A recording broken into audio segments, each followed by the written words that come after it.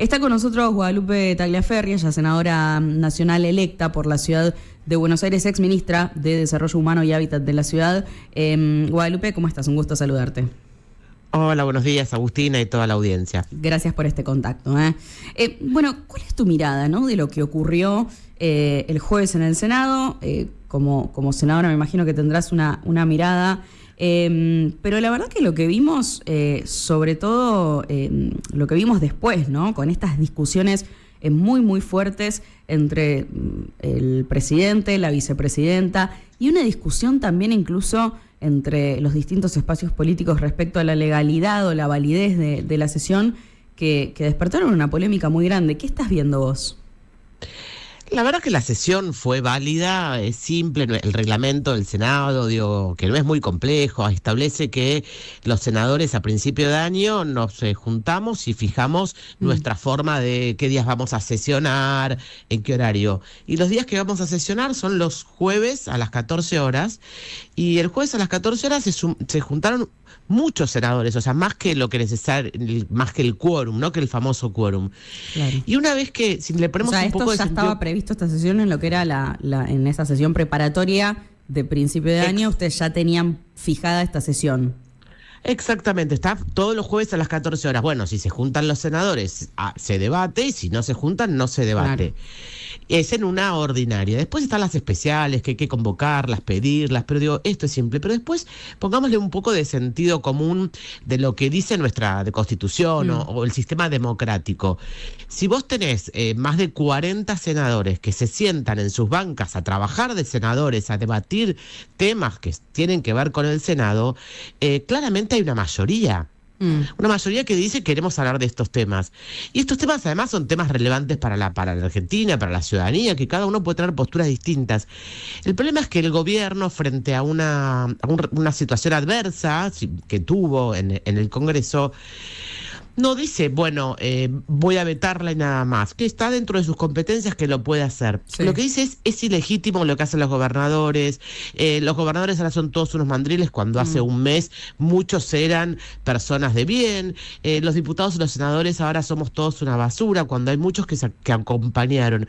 Claro. El problema es la repercusión o cómo se para el gobierno frente a una adversidad momentánea, frente a unos proyectos que son para mí trascendentales y que son importantes, y es el negar que eso existió o acusarlo de ilegítimo. Y la realidad es que tanto él como los gobernadores y como los senadores tenemos todos la legitimidad del voto de la gente. Él también, y por eso es el presidente. Pero no podemos, es peligroso acusar de ilegítimo, de ilegal, de golpe institucional, cuando hay alguien que opina distinto. Claro. Hay una cuestión que el gobierno pone constantemente como crítica a estos proyectos, y es que dicen, no se utilizan causas loables para una cuestión política, porque en realidad nunca se explica de dónde viene el financiamiento. ¿Qué respondes a eso? Porque entiendo que algunos proyectos sí hablan igual del financiamiento. Exactamente. Primero porque hay dos tipos de proyectos. El proyecto de jubilaciones, que es este aumento del 7,2, que estamos hablando de 21.000 pesos para los jubilados. Sí tiene fuente de financiamiento. El IVA que desgravan los directivos de las grandes empresas, lo que tiene que ver con un beneficio que hay para aportar en sociedades de garantía recíproca, que el que aporta paga menos de ganancia. O sea, hay financiamiento. Claramente puede ser mejorable, sí, puede ser parte de la conversación con el Ejecutivo, pero el Ejecutivo no avanza con eso. Y otra cosa que es importante es, acá no se juntó el kirchnerismo.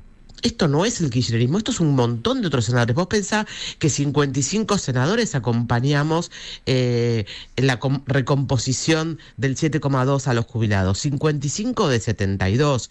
No es una cuestión del kirchnerismo, y no hay un uso político, sino hay una convicción de que hay que dar alguna respuesta. Pueden ser mejores, pueden ser otras, sí, claro, pero el gobierno no establece conversaciones. Es lo que yo quiero, nada. Y la verdad que en este último año y medio, donde es muy importante el equilibrio fiscal, y yo soy de las que creo que sin eso no podés hacer absolutamente nada, pero la macro ya está ordenada, y ahora es momento de establecer prioridades. Y los jubilados, que son los que más soportaron en la readecuación del equilibrio fiscal, no podemos seguir diciéndole que cobren 320.000 pesos. Esa es una prioridad.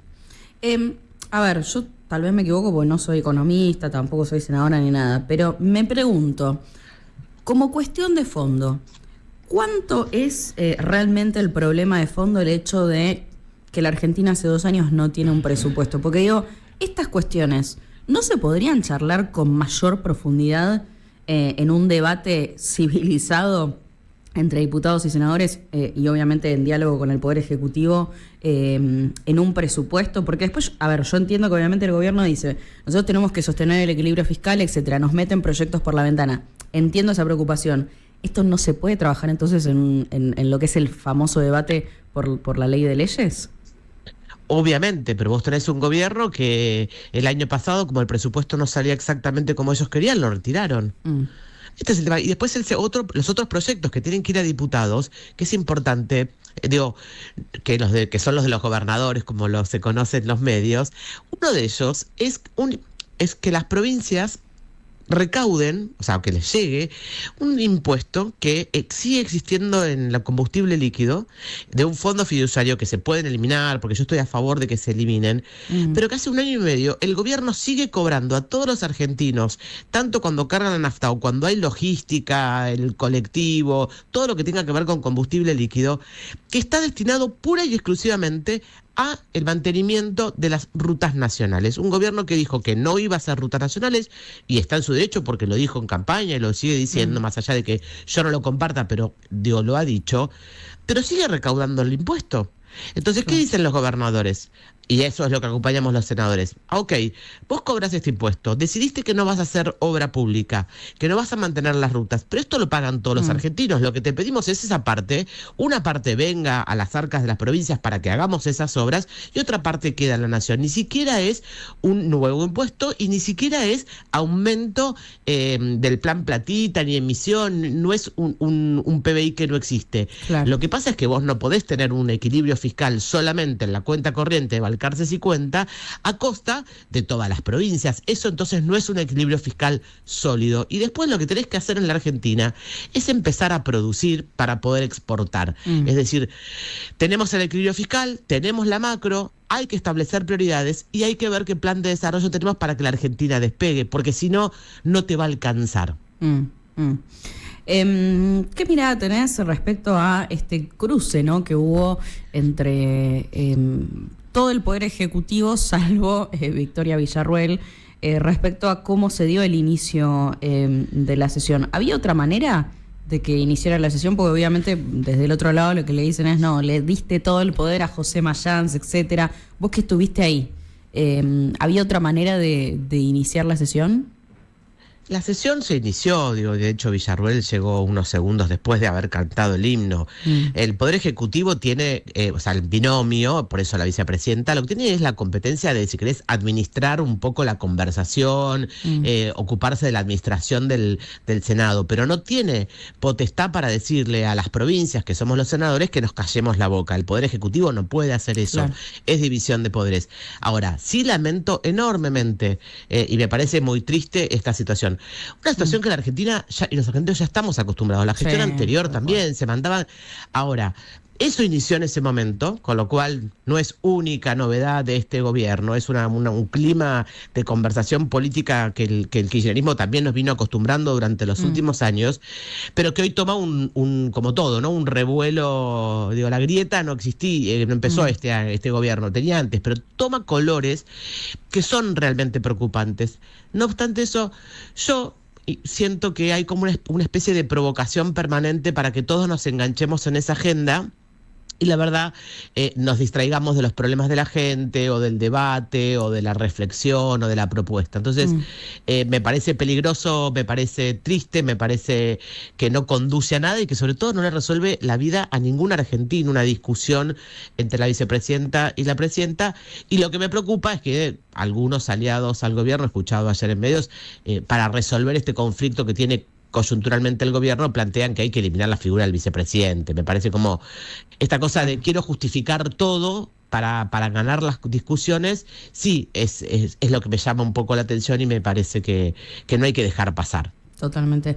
¿Qué mirada tenés también y cómo analizás, ¿no?, el rol de tus colegas del PRO, ¿no?, que bueno, decidieron en la sesión ausentarse de la votación? Sí. ¿No? A mí me pasa, hemos hablado en alguna que otra oportunidad, sí. A mí me pasa que yo al PRO hace ya desde el pacto Acasuso a la fecha y sobre todo en el último tiempo lo veo como confundido, mareado, no queda claro, digo, en un momento era no me molestan las formas porque el fondo está bien y ahora los veo recorrer los medios y subir en redes lo terrible que le parecen las formas y el fondo y que en realidad los jubilados y demás, pero al momento de aguantar los trapos, diría uno, se ausentan, votan en contra o sostienen los vetos del presidente, como que siempre encuentran un vericueto para decir yo estoy con los jubilados, pero juegan con el gobierno y nunca con los jubilados. Entonces, de hecho, moratoria yo no acompañé y había toda una propuesta de poder modificar la moratoria y hacer un sistema distinto y demás. Bueno, tampoco le pusieron en diputados los diputados del PRO como mucho compromiso. Después hay otros que ya están fusionados con la Libertad Avanza, claro, que de última me parece, mira, yo no lo comparto lo más mínimo, pero me parece de última un poco más coherente, ¿no? Digo, se acompañaron todo el año y medio al gobierno y creen que es importante lo que está haciendo y está bien lo que está haciendo en el cómo, en el modo, en la forma, hacer el tiempo. Bueno, me parece que de última es más lógico que digan nosotros somos 100% la Libertad Avanza, claro, y vamos en sus listas. Claro. El problema son otros que buscan como confundir, estamos, no estamos, nos gusta, no nos gusta. Bueno, no sé, la gente eso no lo entiende. Sí, obviamente es raro y además me parece que todos estos proyectos votados ahora también están completamente atravesados o tamizados por el panorama electoral, cierre de listas, nombres, etcétera, y eso obviamente influye, ¿no? Querramos o no, claramente las elecciones están a la vuelta de... Sí, pero ese es un problema, porque de última la gente, cuando se alejó de la política tradicional, los dirigentes tradicionales, tiene que ver con que una cosa decías una cosa, otro día otra cosa. La realidad es que, digo, uno tiene que poder resistir los archivos. Y si no, poder explicar cuáles son. Entonces vos tenés muchos senadores y muchos diputados. El año pasado, cuando no era año electoral, también acompañamos una recomposición. En ese momento era del 8 y pico. Y también sostuvimos nuestra opinión frente al veto del presidente. El problema son aquellos diputados y senadores que en ese momento no acompañaron y que ahora están haciendo volteretas en el aire para poder explicar. Claro. Eso, digo, los que cambian de opinión según sopla el viento y según si tienen que ir a una elección y para que no se enoje, y los cierres electorales son los otros. Y eso, en definitiva, lastima la credibilidad de la gente en la política. Y en tu caso, el de moratoria, ¿por qué decidiste no acompañarlo? Porque fue el único, ¿no?, que no acompañaste, los demás sí votaste. Exactamente, fue lo único que no acompañé porque resisto mis archivos, porque cuando el kirchnerismo también hizo una moratoria, mi planteo fue, muchachos, esto no va a resolver nada, vamos a estar dentro de 3 años en la misma situación, con gente que aportó 5 años y tiene que comprar a precio de remate, porque lo que se paga es mucho menos que lo que paga el que está trabajando en blanco. También es cierto que la gente trabaja en negro, no puede tener los aportes porque la Argentina en los últimos 40 años, esto no es responsabilidad de este gobierno, ha deteriorado y ha lastimado todo el trabajo formal y entonces no se sostiene. Entonces tenemos que sentarnos y decir, yo soy de las que creo, de hecho presenté un dictamen distinto, que es saquemos la cantidad de años de aporte. Yo creo en un estado donde si vos llegás a los 60, 65 años, haya un ingreso mínimo a la vejez, claro, que es la PUAM, si querés, que ya existe, y después se tenga en cuenta tu historia laboral. Porque no es lo mismo que si trabajaste en blanco 10 años, cobres lo mismo que el que trabajó 30. Claro, pero tampoco es equivalente, digamos. Claro, pero tampoco está bueno, yo no creo en un estado que si llegaste a los 65 y no cumpliste los años, te mueras de hambre en la calle. No creo. Entonces, mi planteo es muy básico, es... Todos tenemos un ingreso universal a la vejez, que es la PUAN, y después de eso, mi jubilación se compone según la cantidad de años de aporte que pude hacer. Incluso voluntariamente en mi vida laboral, si yo aportaba como monotributista o quiero aportar, perfecto, tenés eso. Eso me parece justo, equitativo y sustentable. No creo en la moratoria porque es mentirnos a todos, porque el sistema está colapsando. Ahora bien, yo que escucho... a muchos senadores, a muchos diputados, a todos el gobierno actual también, diciendo hay que hacer esto, hay que modificar, pero nunca modifican. Claro. Ahora, con la excusa de nunca modificar, tampoco podemos seguir haciendo desastres. Entonces, como yo resisto archivos, en ese momento dije que no y ahora volví a decir que no. Así no sirve, así no sirve. ¿Qué pensás que va a ocurrir en los próximos días cuando el presidente finalmente vete, ¿no? Estas leyes? Entiendo que todavía no se le notificó, ¿no? Desde el Senado al Ejecutivo, o sea, todavía no corren los 10 días, ¿o sí? No estoy en la parte de la Secretaría Parlamentaria del Como me había Senado. llegado esa data, pero bueno, no lo sé. No, pero entiendo, la verdad que creo que es casi de forma. Entiendo que en el momento, de hecho se dice, se convierte en ley y pasa al Ejecutivo. Sí, esto fue un jueves, el viernes debe haber llegado. Sí, el viernes, lunes tendría que haber llegado. ¿Qué crees que va a pasar? Digo, ¿están los votos como para que puedan insistir ustedes desde el Congreso? Que entiendo que son los 2/3 de los presentes. En las dos cámaras. En las dos cámaras, exactamente. O va a ser una tarea titánica. O sea, rechazar las dos cámaras y si no aprobar una. La verdad que yo no sé qué es lo que está sucediendo en diputados. Y también, ¿sabés qué pasa, Agus? Acá lo que cambia es la estrategia del gobierno. Si el gobierno tiene una vocación y una voluntad de, bueno, encontremos los canales para poder hacer frente a esto, digo, este espacio de discusión lógica, bueno, seguramente tienen margen de conversar con muchos gobernadores que no están buscando nada más que los ATN que le corresponden y ver cómo se mejora un poco la situación de los jubilados. Ahora, si la postura es a todo o nada, si pensás distinto sos el diablo, ya lo vimos en el gobierno anterior, eso no funcionó, bueno, yo creo que es más complicado. Si es por imposición, no. Yo creo que ahí hay chances de sostener, pero viste cómo es en política, nunca 1 más 1 es 2. Tal cual. Exactamente, hay muchas cosas en discusión, hay muchos creo que hasta último momento es posible que no se sepa tampoco, ¿no? Exactamente, pareciera que en el Senado hay un número más amplio, pero bueno, hay que también verlo en ese momento.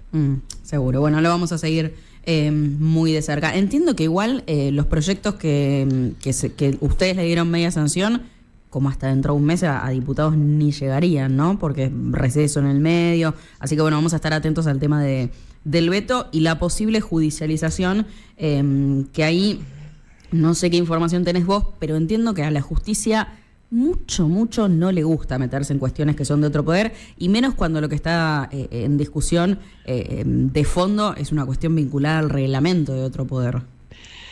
Ahora, efectivamente, la justicia en términos generales no le gusta, nunca le gustó esto de esto, yo soy otro poder, no me quiero meter en la discusión entre esos dos poderes, salvo que sea una discusión por la coparticipación, digo, no por la sanción de leyes, o salvo que la ley sea inconstitucional claramente. Ahora bien, como decís vos, y digo, ya lo hizo la Corte Suprema en ocasión de las sesiones remotas en el medio de la pandemia hace ya mucho tiempo, que también había una discusión sobre el reglamento, y lo que plantea la Corte Suprema es el reglamento es una disposición de ordenamiento que establecen los propios senadores en forma autónoma. La justicia no tiene nada que opinar sobre cómo se organiza el otro poder del Estado. Digo, no hay nada para meterse ahí, pero además no está mal, no hay ninguna violación.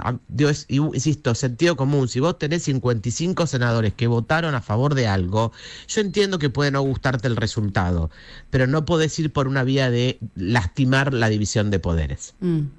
Sí, por eso seguramente todas las negociaciones o todas las fichas estarán puestas en la negociación, como mencionabas, con los gobernadores y con todos los que se pueda negociar para que, bueno, se pueda rechazar y finalmente vetar. Pero bueno, veremos qué ocurre, lo vamos a seguir muy de cerca. Te agradecemos muchísimo por la charla y por el contacto, Guadalupe. Un placer, que tengan lindo día.